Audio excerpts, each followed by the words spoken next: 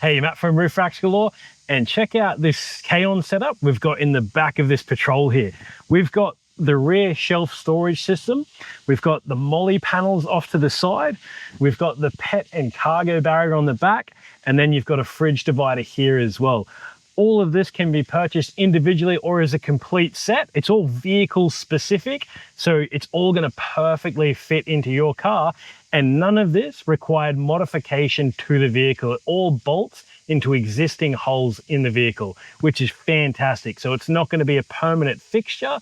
You can take it out if you want to, but it does keep the back of your car so usable. This modular system on the side, that's usually dead space. Up the top in this cargo shelf here, that's usually completely dead space in the back of your car. They sit it up high enough so one, it doesn't actually impede with the light in the back of the vehicle, but it also doesn't block the rear vision mirror while you're driving as well. What an awesome system here that Kaon's developed.